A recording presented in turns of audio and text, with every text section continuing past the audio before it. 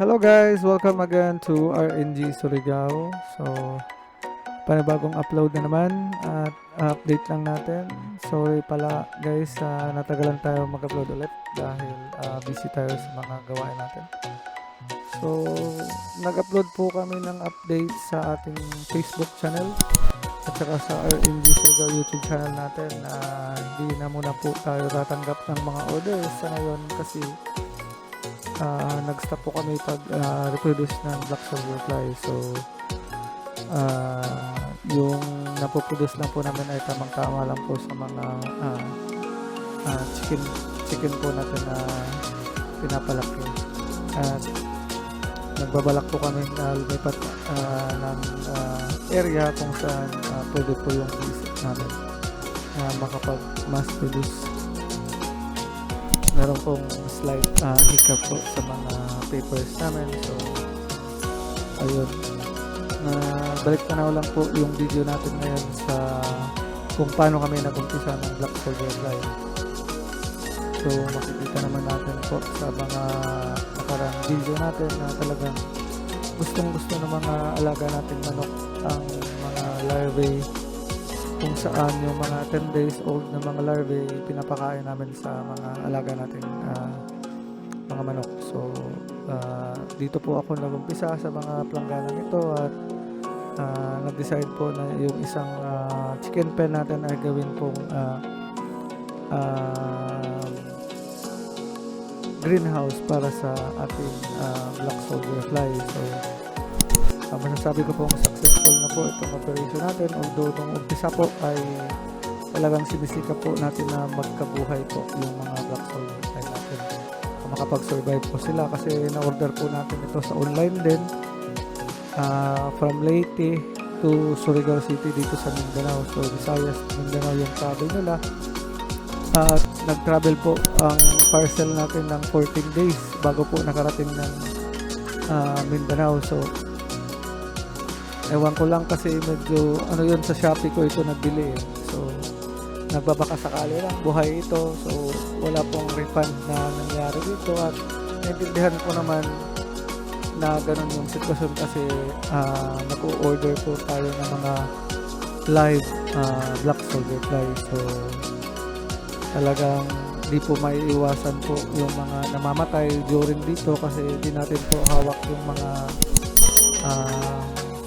handling po ng ating mga courier. So, makikita po natin dito sa net natin sa lab page ay napakadami na po yung naipon natin Black Soldier Fly. So, hindi ko pa po na umpisahan yung mga hinahanap ko po yung video natin kung saan umpisahan ko po ito ng pagdating saka siguro naman sa mga first videos ko makikita nyo dun kung paano umpisa. Ito po ay makikita nyo po yung mga eggs natin sa mga Black Soldier Fly. So, sa panahon po na ito, dito po ako nag-start ng maglagay ng sistema po sa Black Soldier Fly para ma-label po natin kung kailan po sila na pick up yung mga natin, mga eggs para every balde po or every planggana ay alam po natin kung ilang araw na po yung mga eggs natin.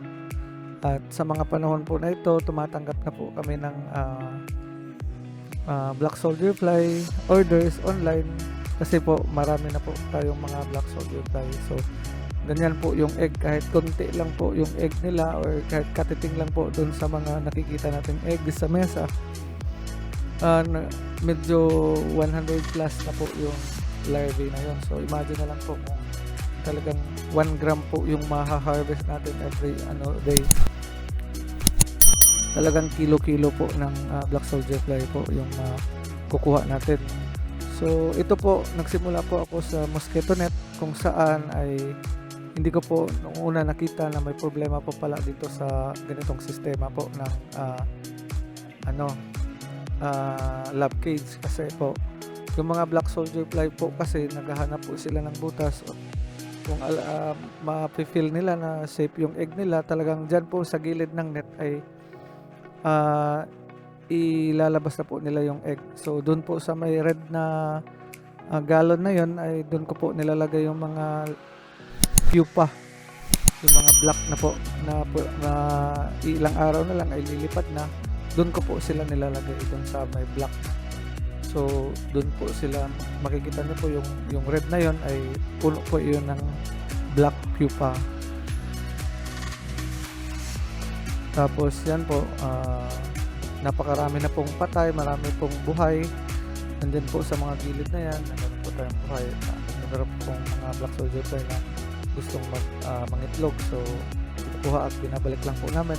Sayang, pero marami din po yung mga nakalabas na kasi pansin niyo po yung hawakan po natin or labasan at papasok ay naka-clip lang po. So yung mga black soldier fly po natin, habang hindi pa po sila marunong lumipad, pumupunta po sila sa ilalim at naghahanap ng butas tapos lumipad. Yan po mga maliliit na yan ay eggs po yan, mga eggs ng black soldier fly. So yung iba yung hindi na ng mga wings ng black soldier fly ay bagong kakaalabas lang po nila sa pupa. Yun po ay itlog, yan din po ay itlog, ito rin po ay itlog.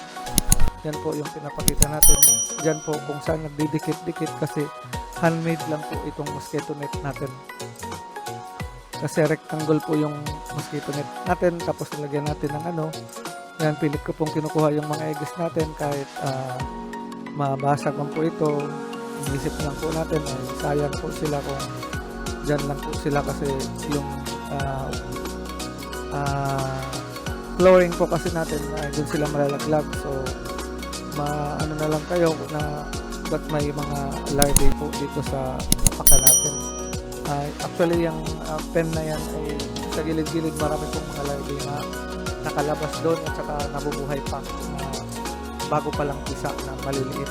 So talagang medyo kung kayo po ay mag-set up sa malapit sa mga kabahayan ay siguro mapansin nila ito na medyo dumadami rin kasi gaya ng langaw, dadami po sila. Pero kung wala pong pagkain, hindi rin po sila makakapunta po sa mga bahay-bahay. Although alam natin na hindi sila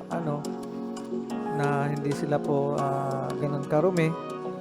Yung iba naman po ay yung hindi po nakakaalam sa black soldier fly ay isipin po nila na gaya rin po ito ng house fly. So kahit information dissemination po tayo sa mga barangay, yung iba po ay hindi po naiintindihan po kasi nandito po tayo sa bukid. So ang pagkakaintindi nila ay hindi po ito mabuti sa atin. So yan po, nabubuhay lang po itong mga larvae na ito kung meron po tayo mga gaya po ng pagkain nila na available po sa ilalim. So yung iba naman na larvae na nagiging wild kasi nakalabas or nabisa sa labas at saka bumabalik po sila dito sa atin pong lab cage kasi yung pagkain po natin dito sa kanila ay concentrated kung saan naaamoy po nila na medyo maganda po yung environment dito sa nursery natin dito sa greenhouse na to. Maganda yung binawalis po ng girlfriend natin ay yung mga nakawalang larvae. So yung iba naapakan na namin. So sa dami-dami naman po ay hindi na po tayo apakan po sila. So marami naman po tayong mga larvae din sa ilalim. Pero kung pag nakita nyo po medyo madami-dami, papakain nyo na lang po sa mga alaga ng manok. Kasi yung mga manok na gaya nga nito pinasok namin sa dito sa nursery kasi meron po tayong mga alagang manok. So pag nakapasok po sila talagang tumbling na po yung mga planggana natin. Doon sila maglalaro kasi hanggang sawa yung pagkain nila hanggang nakikita pa sila ng larvae, talagang kinakain nila kahit busog na po sila.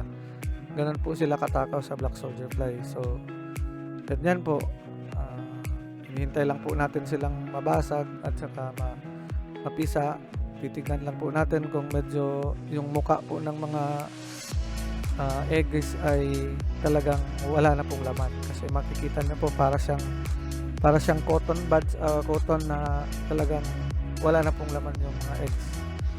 So makikita natin na nandun na sila sa gilid, although makikita nyo na parang dry yung pagkain nila. sa ilalim po niyan ay mamasa-masa at marami na pong mga egg sa ilalim. O ayan, pansinin nyo, marami na po sila dyan sa ilalim. So ang gagawin nyo na lang po dyan ay dagdagan po ng pagkain kasi nga nandyan na po sila sa ilalim. So yung iba malalaki kasi sabi ko nga, ang pinapakain po natin dito ay talagang mabilis po lumaki yung mga black soldier fly po natin. Yung nutrition po kasi na balance na po natin. Kung paano po gawin ang pagkain ng mga black soldier, nandyan po sa iba pang video na na-upload po natin. Gaya po yan. Yan lang po, dadagdagan nyo lang po. Tapos kahit po marami, gaya yan, marami pong nilalagay nyo ng mga pagkain. Isang araw lang po yan, ubos na. So bukas, titignan natin, wala na pong laman din yung mga natin langgana, kahit maliit lang yung nilagay natin doon. Ito po ay mangga, yan pong sa gilid. So ito, malapit na po siyang magiging pupa. Yung iba nga pupa na. So kung basa-basa po yung makikita nyo parang na-perfect na po natin yung pagkain nila kasi kung titingnan nyo, dry na po yung nila. So di nila gustong maarawan or makakita ng ilaw, kaya talagang gusto nilang pumunta sa ilalim. So kasi po malalaki na sila, hindi na natin makikita yung mga frost nila o yung mga ipot na parang buhangin, hindi na natin makita kasi nga ang lalaki na nila. Sa ilalim po meron. So kung medyo basa po kasi pag dinamihan po natin ng pagkain, pag nabasa po sila, ang tendency po paggabi magko-crawl out po sila sa mga natin.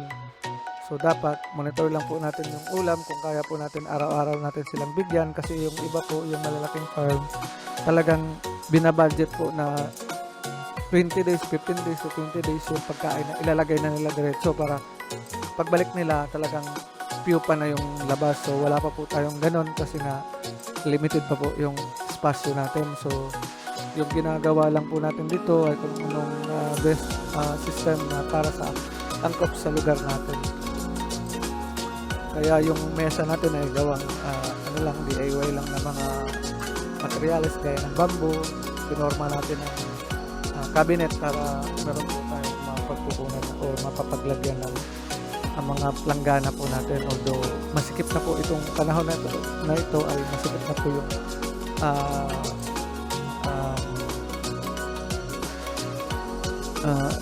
yung kulungan natin ito, yung greenhouse sa black soldier fly.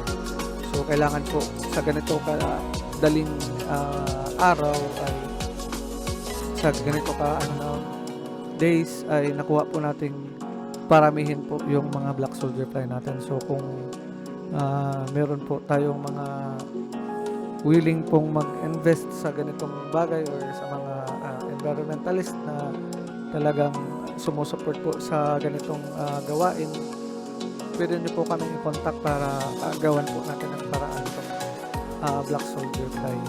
Willing po ako makikipag-collaborate at magpagamit po ng property namin para po sa isang structure na pwede po natin gawing black soldier fly or talagang study or learning site ng black soldier fly. Handa po ako gawin ito. Handa po rin po ako magturo para sa mga willing pong matuto ng pagba-black soldier fly. Ay sana po ay kung kayo po ay nanonood ng ating mga videos, makikita naman po na talagang na-successfully ko na po na-manage yung black soldier production natin. So mga benefits po dito ay makikita at mariresearch naman natin na talagang napaka beneficial po nito di lang sa mga farmers kundi sa ating environment na rin po. So talagang malaking pasasalamat po natin dito sa black soldier fly farming kasi nga marami pong natutulungan yung mga black soldier fly farmers natin di lang sa kanila pero dito rin po sa kapiligiran natin para po ma-minimize yung waste na inaano po ng mga tao. So kung malalagyan lang po din ng system ng government kung paano po i-dispose yung mga biodegradable po natin na mga gamit gaya po ng mga gulay, hindi na po ito ikakalat pa sa ibang mga kung ilalagay na lang po sa isang lugar para po iproseso ng ating mga black soldier fly, kung saan pwede na po tayo produce po ng feed ng chicken, which is low cost effective and low cost production po. Sa pagpapakain naman po ng BSF ay hindi naman po masyado kalakihan yung gasto, maliban na lang po sa pag-iipon at pag-iimbak ng mga ipot po ng kalabaw. Doon lang po tayo na kumukuha ng mga konting maintenance, at saka sa kung gagawa po tayo ng greenhouse, ganun. So makikita nyo naman po na talagang malaking tulong po ito para sa atin po. So kung meron na po tayong gaya nito, so ang susunod na step na po ay kukuha po tayo ng machine kung tinatawag nilang pelletizer. So meron na pong mga ibang tao na nagsisimula at gumagawa po ng feeds, kung saan po ay talagang kumukuha po sila ng raw material gaya ng kern at yung mga nadikdik na mga raw materials ng kern, rice barn, yun, parang ganun. So dito po sa atin iba naman po yung proseso, kasi yung mga black soldier fly po natin, haluan lang po natin rice husk, tapos i-pelletizer na po natin, tapos ibibilad at gawin pong pagkain ng mga manok natin. So kung ganito rin lang naman ka protein rich ang ating black soldier fly, ay maasahan po natin na talagang masigla po yung mga chicken natin. Kasi nga po dito po sa amin, yung mga Rhode Island Red natin ay nangingitlog po sila ng maayos. So konting study na lang po dito banda, at saka pag feed natin sa mga manok ng black soldier flies larvae, ay talagang masasabi na po natin na kung effective nga ba ito sa mga manok o hindi. Kasi nga yung study patungkol dito ay ginagawa na po abroad. So hintay na lang po natin yung mga iba pang produkto na maaaring gawin, kasi sa ngayon po ay naririnig ko na meron na pong nag-i-study para sa cosmetics at saka sa biofuel dito sa black soldier fly. So kung ganito po ang trend na makukuha natin, talagang napakalaking potential po ng black soldier fly industry dito sa atin sa Pilipinas.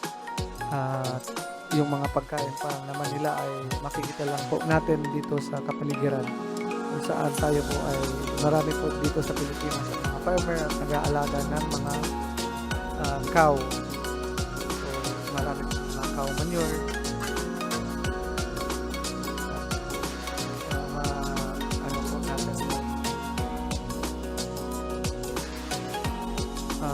ma-address po natin yung pagkain ng mga black soldier. So makikita po natin dito habang po yung jowa natin ng black soldier fly. Meron po tayong kaibigan manok. Talagang nag-aabang lang po. Talagang gusto niya yung mga black soldier fly larvae natin. Kasi nga itong black soldier fly natin ay yung mga manok natin ay free range. Kasi nga sa mga panahon na ito, hindi pa sila nangingitlog. So, sa ngayon po ay nangingitlog na po sila ng mga brown eggs. So, talagang masaya ako at nakapag-alaga ako ng black soldier fly. So, mag-enjoy po tayo sa remaining na mga ng video, at maraming salamat po sa pagtutok ulit dito sa RNG Surigao. At sa kung meron pa kayong mga suggestion para sa ibang video na gusto nyo malaman, mga information na gusto nyo malaman, comment lang po kayo dito, at lagyan po natin ang video sa susunod ng upload natin. So, maraming salamat po. Happy farming.